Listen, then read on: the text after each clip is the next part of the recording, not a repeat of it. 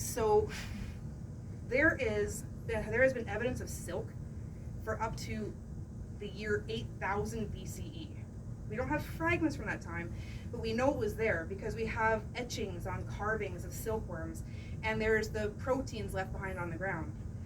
And then the first actual extant silk that we have is from 2750 BC, and that is kind of where the story of silk starts. That's where the memory begins of it.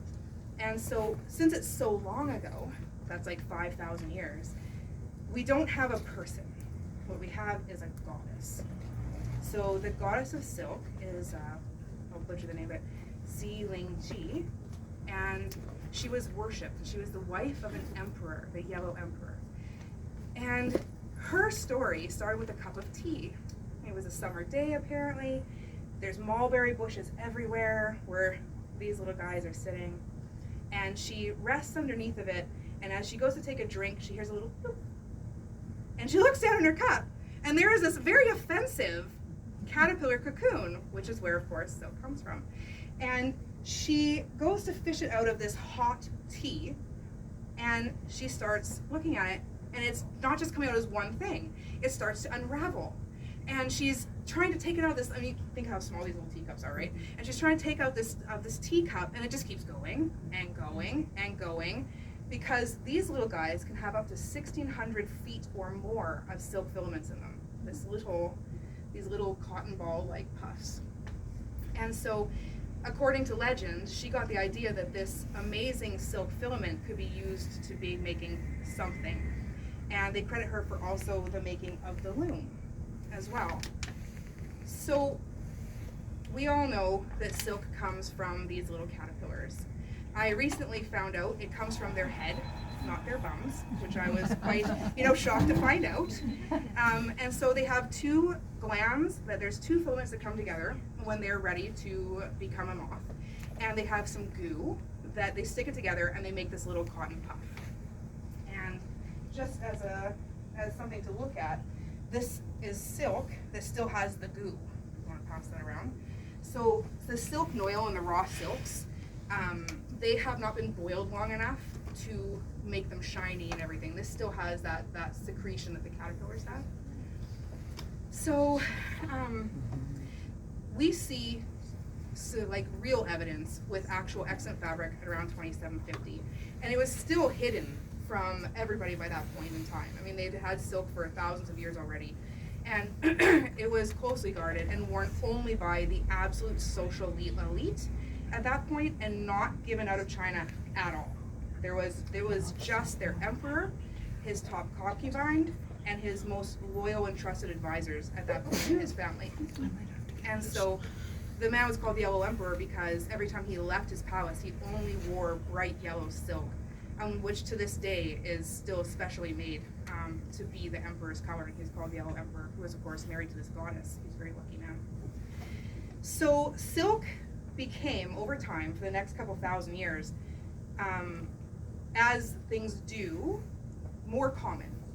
And it was in the purview of women. So women were supposed to stay home.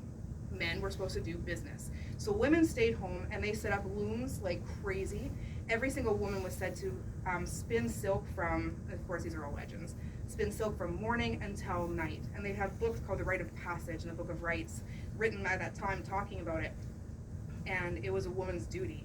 But that means that as it gets to be more and more and more, it was used as money. So you're paying people in silk. It becomes something that more and more people get to have. So by the time that the Silk Road started to happen, we started actually moving silk, not production, but the actual silks out of China. It was really common in China. The poorest people could have some silk. It might not be fabric, but it could be something like what they're making their music instruments out of, or what they're making fishing nets out of. Silk has some lowly purposes too because it's very strong. And so you can imagine that by this time, they're selling this glorious stuff, and only people who are very wealthy can have it. It's a huge secret. No one knows how to make it outside of it. There's a lot of countries around them that really want their hands on it because they're paying exorbitant amounts of money to do it. And so there's two legends on how it actually spread out of China. the production of silk. And the first one, of course, is about a princess. Because that's just the way the legends are, right? Goddesses and princesses and fashion. So, Disney go to 100%. It wasn't Mulan, but this poor princess was going to have to get married to this Kashmiri prince. They weren't actually Kashmiri yet, but it's in that area. And those poor people, who I'm sure were just languishing without silk, did not have access to it. And she had been swaddled since birth in silk. And she was going to be buried in silk, because that is what the royalty does. And so she was so worried about her life not having silk that on her wedding day, with her glorious thick black hair, she piled it up in their beautiful intricacy and stuffed it full of silk cocoons. Just tons, writhing with silk cocoons inside of her hair. And she took it on her wedding day outside and into Persia, and that's where it started. So we now have the very first beginnings of silk being made outside of the Far East and getting closer to the West. And then we see the other legend is how it got to the Byzantine Empire. And so this is when we start to see some of the silks we start to really know what they are today. The Emperor Justinian was tired of paying ransoms in silk, was tired of having to have it brought from the Middle East, and tired of having his shipments raided on the Silk Roads, which there were many. So he decided to make corporate espionage. This is literally supposed to be the first corporate espionage. I thought that was pretty funny. And who did the corporate espionage? Monks. Right? Of course. So they were the businessmen of the day, kind of, right? They made wool, and they had linen and wine and beer, and so they had the most of the land. So Emperor Justinian was like, well, you guys got the ability to do this. How are we going to get it to us, though?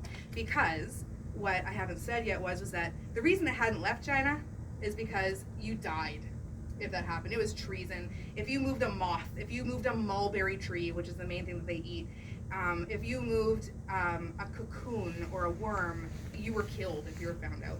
Good thing the princess was a princess, because I think that probably was in her favor. So he had two monks travel all the way to China and schmooze and talk with people and try and figure out how he can smuggle them out. And so when you think of monks traveling, like, what do you see, right? You see people in their robes, and they have their walking sticks, and they're like walking along the road.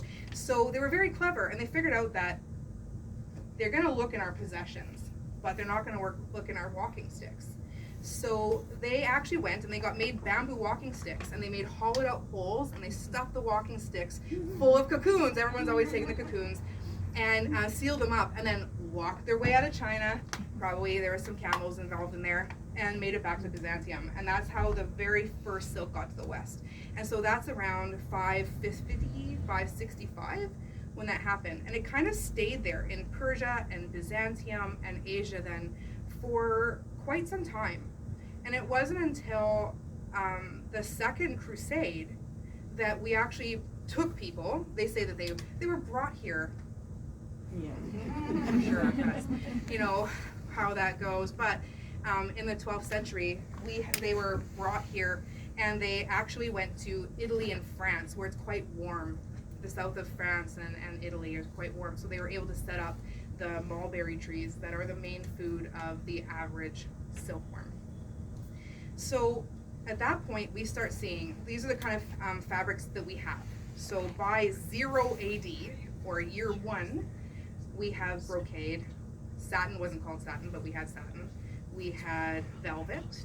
We had, let's see what else. Brocade, satin, damask were definitely them, as well as silk noil, and the beginnings of, so velvet wasn't exactly what we think of it yet.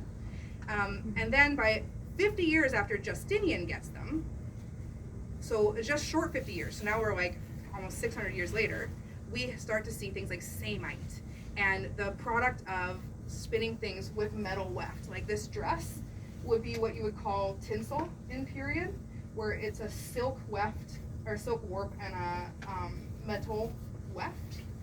And we were starting to see that happen, and with the patterns and whatnot.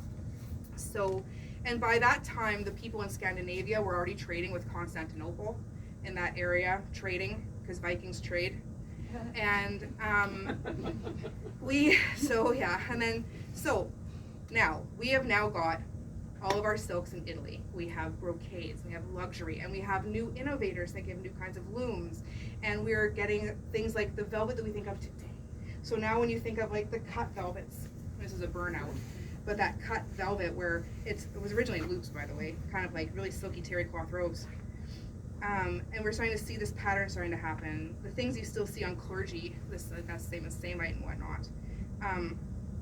What is samite? So samite is similar to a damask, where it is the same on the back and the front.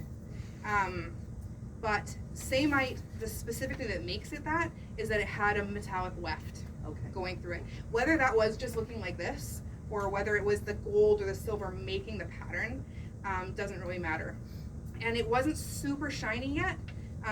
The word satin actually comes from, as the Middle Ages go forward and samite gets shinier and they make more of a floating weave on it, there's actually two words for it, but they figure the way we call it satin is because anything that had that shine, like that floating weave on it, was from satin, and then that's the French word satimum. It goes into the Latin word for it, and then we have just that shiny stuff, which is like our modern type satin. And so now we have royalty in the West with silk. And what does royalty do? Like, think about recently what's going on. What is one of the things that royalty always produces? Scandal.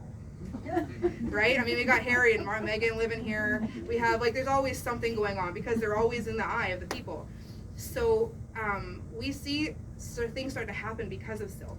I actually was really looking to see if there was giant silk wars, because I really expected there to be a long time ago, and there wasn't. I was quite disappointed I couldn't tell you guys there's giant wars, but I found one. I found one war.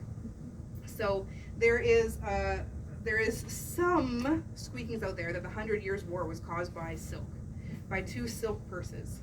So a king had 3 daughters with his wife.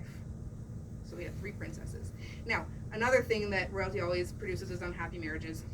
So these girls are, of course, married to people they don't want to be married to, and they find something elsewhere. They find some knights and they hook themselves up with them. And their mother-in-law gave them silk purses as gifts. So this mother-in-law is at a big tournament. She sees everything happening, and she sees these knights with silk purses on their hips that she gave to these girls. And she is like, what's happening here? She's figuring there's something bad going on. So she essentially like phones her husband, pigeons her husband, whatever that is, and says, you need to check these guys out, because they are wearing very expensive things that I know I gave to my girls. And, you know, in good mother-in-law fashion, thanks. And so, of course, he does check things out. And that never goes well in the Middle Ages for people when, you know, the king has to check into things. So these poor guys had a poor make of it after this. I mean, there was molten lead and all sorts of things that happened to them. And 2 of the princesses were killed. And so the king magically dies, like really soon after this, and has no successors because he killed his daughters. There was no children. So now we have a war between France and England, because there's, you know, French relations, there's English relations that are not exactly where they're supposed, you know, direct line of descendants. And so we had a 100-year war, which essentially defines what England and France is today, because of 2 silk purses and a nosy mother-in-law. Just saying.